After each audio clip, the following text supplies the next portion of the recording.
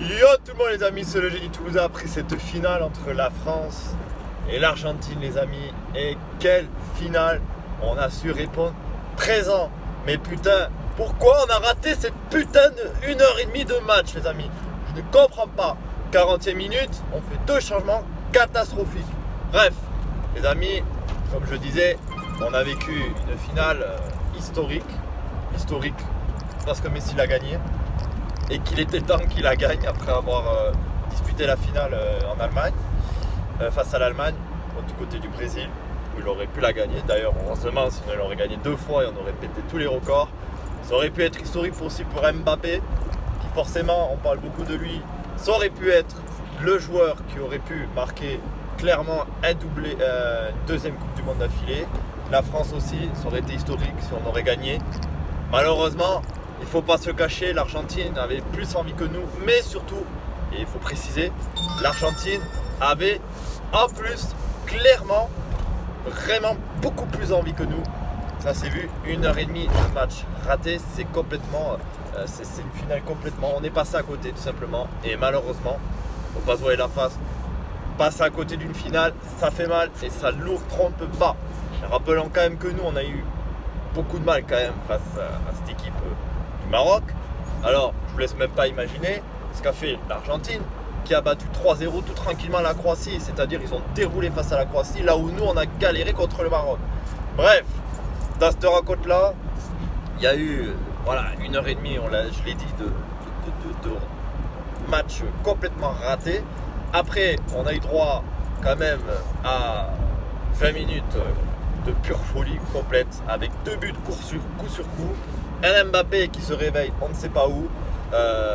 Voilà, on aurait aimé qu'il se réveille plus tôt dans d'autres conditions, mais bon, malheureusement, il se réveille beaucoup trop tard et ça trompe pas, ça trompe pas. Après, il montre tout son talent, il finit meilleur buteur. D'ailleurs, il s'en bat les couilles d'avoir été meilleur buteur. Il voulait clairement la Coupe du Monde, on a clairement vu. Voilà, après, il y a beaucoup de scandales qui peuvent être autour d'Emmanuel Macron. Voilà, il ne faut pas oublier une chose. C'est Macron s'occupera de sa santé plus tard. On en a strictement rien à foutre. On est là pour parler de foot. On perd la finale de la Coupe du Monde. On en a rien à foutre que Macron il soit là en train de serrer les joueurs, tout ça. Ça, c'est de la politique. Nous, on est fans de foot, on s'en bat les couilles aujourd'hui. Donc voilà, pour ce qui est de la polémique concernant Emmanuel Macron, moi je le dis très clairement, on s'en bat les couilles les amis. On est là, on veut du foot, on a eu notre foot, on a raté notre finale. On est en train de pleurer, on est en train de niquer Messi, voilà. Mais malheureusement, faut pas se voiler la face, l'Argentine avait beaucoup plus envie que nous. Même si j'ai longtemps craché sur le premier penalty, malheureusement le premier penalty de Messi, la faute sur Di Maria, ou je sais pas si Di Maria ou l'attaquant, le jeune attaquant, je ne me souviens plus. En tout cas, ce qui est sûr, c'est que visiblement, j'ai beaucoup craché sur la bite, visiblement. Elle est réellement faute. Après, moi, ce que je comprends pas, c'est pourquoi la VAR n'est-elle pas intervenue dans ce genre de situation. Mais malheureusement, on va pas se voiler la face.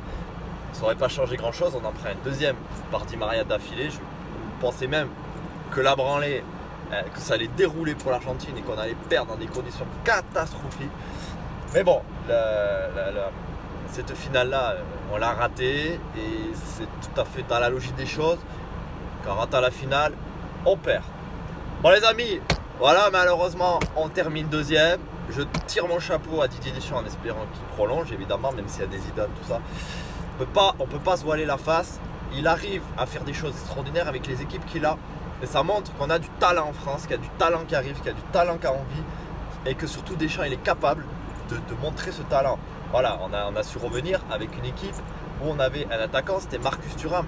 Qu'on ne pense pas aujourd'hui l'attaquant typique de l'équipe de France. C'est le futur certes de l'équipe de France, mais c'est peut-être pas lui que dans les années à venir, on verra en tant qu'attaquant de pointe de l'équipe de France. Peut-être on aura une nouvelle star, peut-être qu'Mbappé passerait-il en pointe et on verrait des jeunes monter, je pense forcément à des Toulousains, anciens Toulousains, à Manu Koné, tout ça, qui vont forcément faire parler d'eux.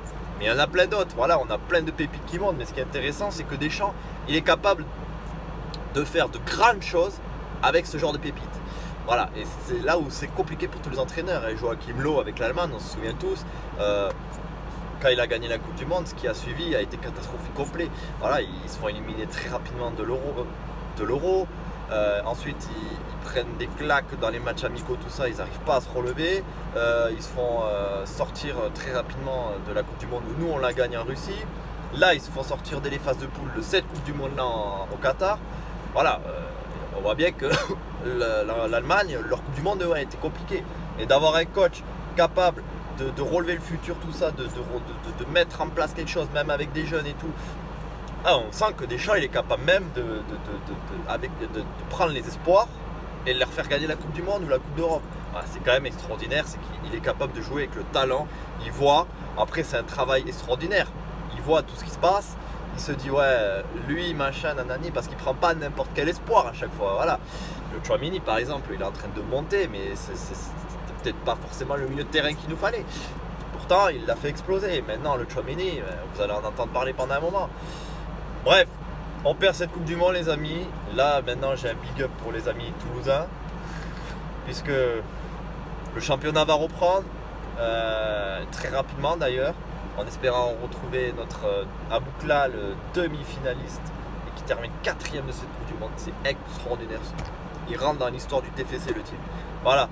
En tout cas, ça fait très plaisir. Très beau parcours de l'équipe de France. Très déçu d'avoir perdu cette finale, même si on a quand même réussi à revenir. Je trouve dommage qu'on ait raté ce putain de début de match. On aurait peut-être pu leur foutre le seum bien avant.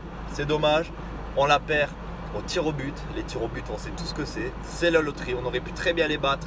Ça n'aurait pas été mérité au vu de la rencontre. Mais bon, c'est plus mérité pour l'Argentine qui a montré leur couille, qui a montré qu'il la voulait. Messi la voulait. Il a planté en finale un doublé. Voilà, il n'y a rien à dire là-dessus. Lionel Messi, l'Argentine, mérite. Ils ont une très très belle équipe. Ils avaient une très belle équipe. Ils ont montré de nouveaux jeunes qui sont très intéressants. C'est vraiment très intéressant ce qu'a prouvé l'Argentine. Bref, les amis, nous on se retrouve très vite pour le TFC. TFC avec ce premier match, déplacement à Marseille, les amis. Et on se retrouve très vite en espérant ne pas prendre une branlée à Marseille. Et on se retrouve très vite, les amis. C'était le génie en mode équipe de France. On finit deuxième, on n'est pas champion du monde, mais c'est pas grave, on se vengera sur la Coupe d'Europe déjà, et après on verra dans 4 ans, les amis. On croise les doigts, merci les Bleus, on continue d'y râler les Bleus, et surtout Forza Viola, les amis. Big up à tous.